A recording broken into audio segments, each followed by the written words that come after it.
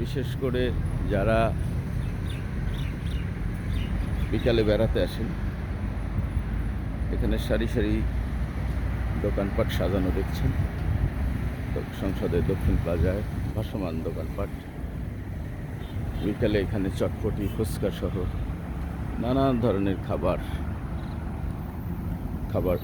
খাওয়ার জন্য মানুষ আসেন। এছাড়া বিভিন্ন রাজনৈতিক দলের কর্মসূচিও এখানে হয়ে থাকে। কিছুদিন আগেও দেখেছেন প্রধান উপদেষ্টা ডক্টর মোহাম্মদ ইউনূস এখানে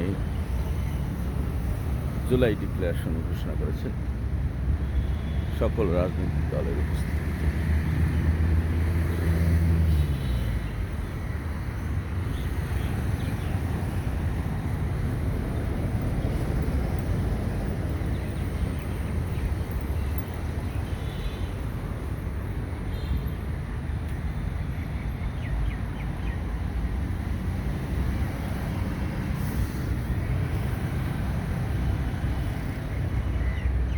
আপনারা দেখতে পাচ্ছেন প্রতিবন্ধী মানুষের জীবনযাত্রা নিয়ে আলোকচিত্র প্রদর্শনী, যেটি দক্ষিণ প্লাজায় শোভা পাচ্ছে।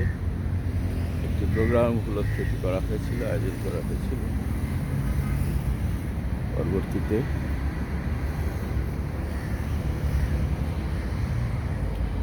এখনও সেটি রেখে দেওয়া হয়েছে, সেটিও শোভা পাচ্ছে।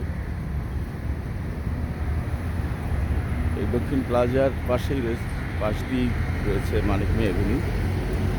মানিক মিয়া অ্যাভিনিউতে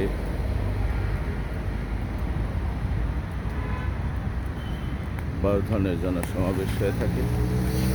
তার দক্ষিণে রয়েছে ন্যাম ফ্ল্যাট, বড় বড় বিল্ডিং দেখতে পাচ্ছেন। ন্যাম সম্মেলনের উপলক্ষে তৈরি করা হতো এই ফ্ল্যাটগুলোতে এখন সংসদ সদস্যরা বসবাস করেন, যদিও এখন সংসদ নেই, সেই কারণে এগুলো বন্ধ রয়েছে।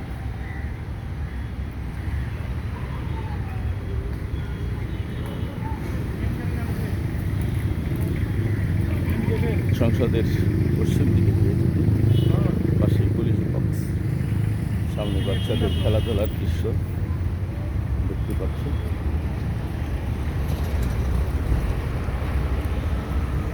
বাচ্চারা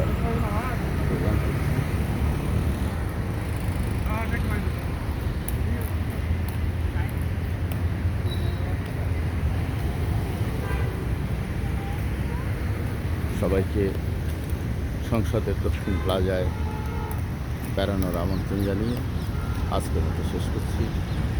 ধন্যবাদ সবাই।